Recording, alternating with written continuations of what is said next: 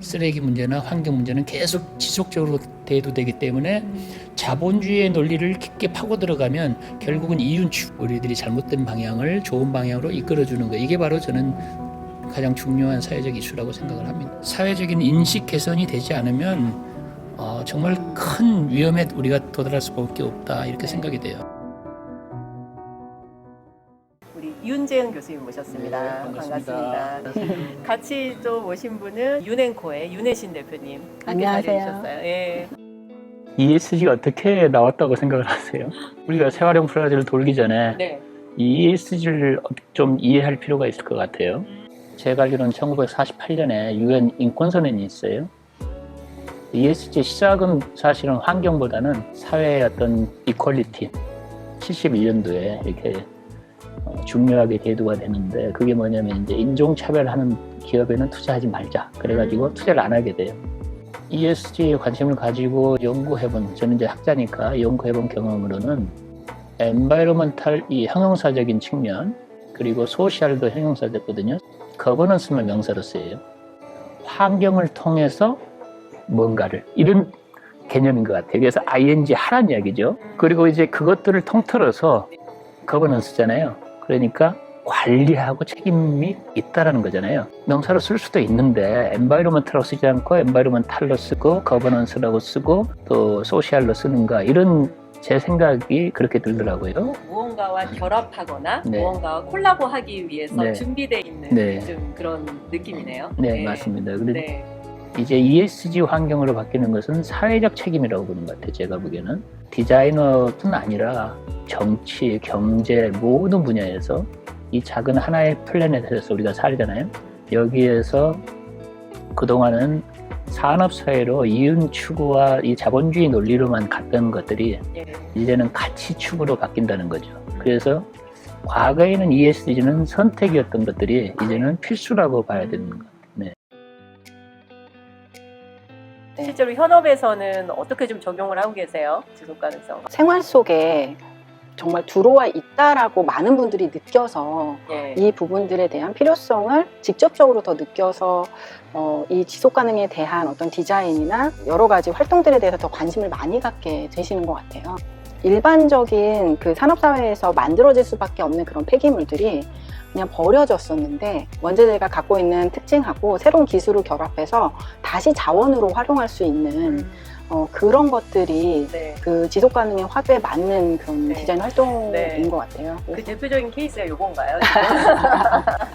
이 테이블에 지금 예쁜 고래, 돌고래, 네. 돌고래 맞나요? 예, 네. 돌고래 키링이 지금 있는데, 네. 요게 지금 말하자면 지속 가능한 디자인을 추구하시면서 아. 여기 재활용 플라자에서 지금 네네. 예, 연구, 디자인과 제작까지 다.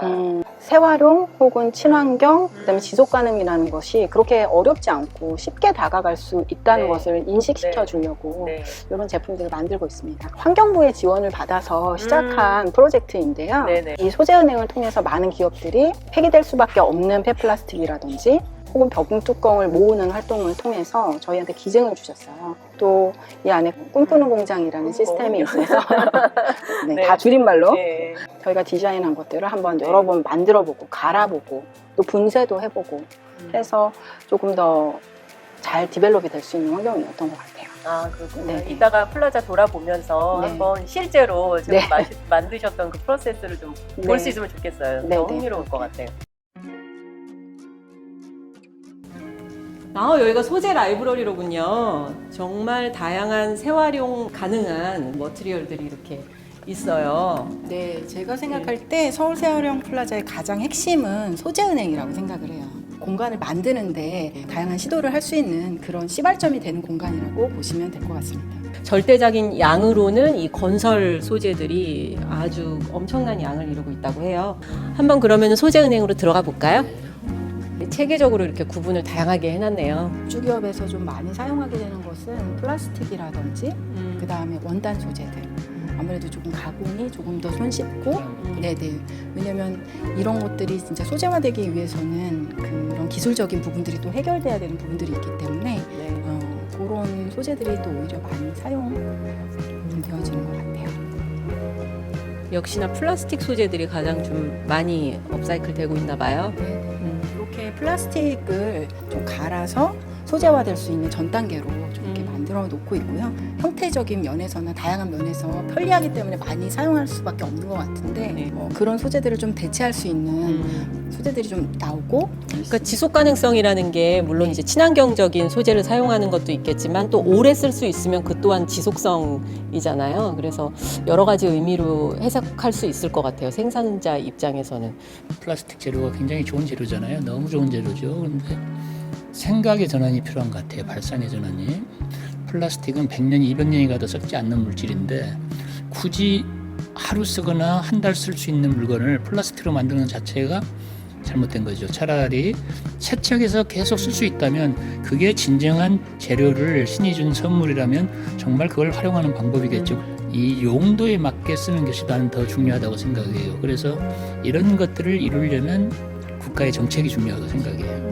앞으로 어떻게 사용될 건지를 계획을 가지고 사실 그 폐자원이 가장 적게 발생되는 것이 가장 베스트.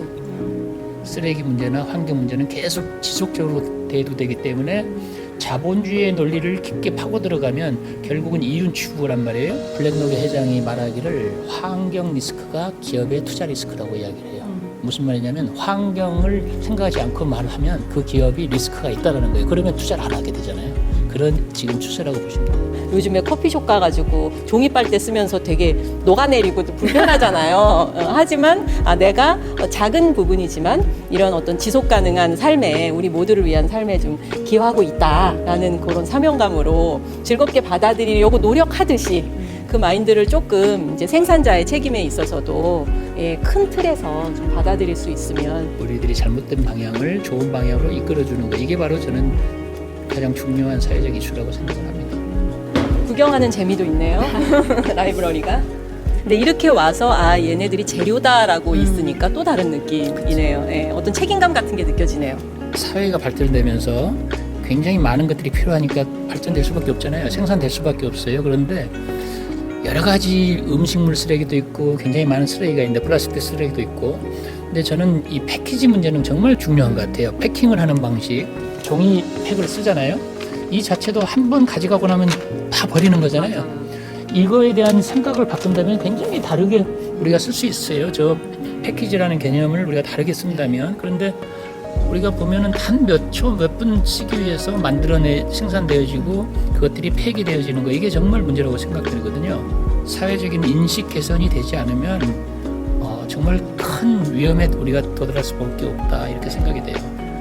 아마 지금처럼 디자인이 가지고 있는 어떤 사회적 책임에 대한 그런 화두가 물론 디자인만 면한 과제는 아니지만은 그런 시기가 있었나 싶을 정도로 우리에게 다른 국면이 지금 오고 있는 것, 다른 세상. 이게 지금 디자인의 사회적 책임이잖아요. 이 공간을 만들어놓은 자체가 네. 이게 바로 계몽이죠.